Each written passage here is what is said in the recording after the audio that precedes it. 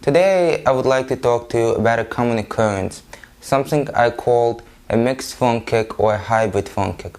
Hybrid phone kick is a combination of a snap phone kick or a regular phone kick and a push phone kick or push kick. Okay? Most people are familiar with two variations. The regular phone kick, once the chamber comes up, this part of the leg becomes mobilized and a kick comes out. The push phone kick, the chamber comes up a little bit higher and there's a push from the hip and from the knee. So the chamber comes up a little bit higher, push from the hip and from the knee. Okay? So in most martial arts schools, both kicks are taught. First, the snap phone kick is taught and then the push phone kick. Usually they both perform with the rear leg, sometimes with the front leg. Now, in real life, if you break down the kick, what most people are going to perform is a combination of the two kicks, not just one kick. Okay? So I'm going to demonstrate it on the target here to show you what I mean. What most people would do when actually hitting a target, they would bring up a chamber, throw a kick as a snap kick, and then when it's next to the target, they would push forward.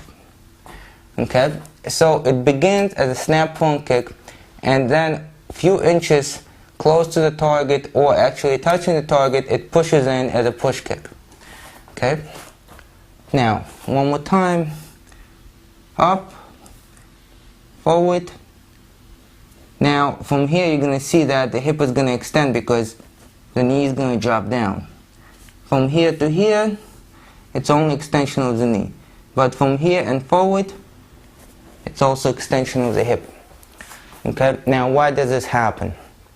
Okay, in order to throw a true push kick, you need to have a pretty high chamber. Okay, and most people do not have enough flexibility in the glutes, in the thighs, sometimes even hamstring, sometimes enough flexibility in the supporting leg. And very often people do not have enough strength and endurance in the hip flexor to actually bring up a high chamber to throw a true push kick. Okay? So it's easier to bring up a slightly lower chamber and then throw a snap phone kick. Okay? However, if you're throwing a snap phone kick against the surface, especially at your own hip or abdominal level, if you throw a snap phone kick, it's just going to go up. Okay, remember, it travels in an arc. So here, I'm throwing a kick. It's not going to go straight into the target, it's going to travel up. Okay, so it's not going to be any force. If you throw a low snap phone kick, then there will be force. If you try to throw it a little bit higher to the abdomen or hip level, then you have to extend the kick forward.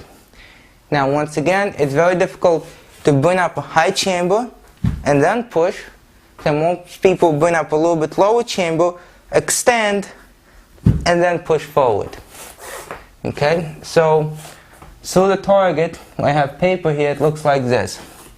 Up, out, just from the knee, and then boom, push forward.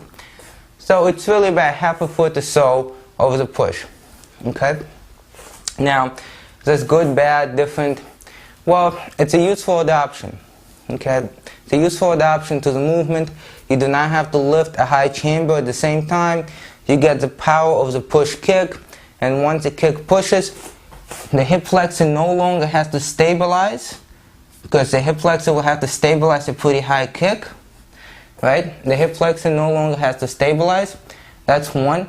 And two, you do not have to have the flexibility of the hamstring, because to extend the kick here doesn't take as much flexibility as to extend the kick there.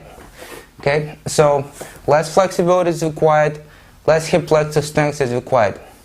And because you push at the final moment, not only with your quadricep by extending the knee, but you also push with the back of the body, the posterior chain, you also use more muscles to push. There's a couple of drawbacks.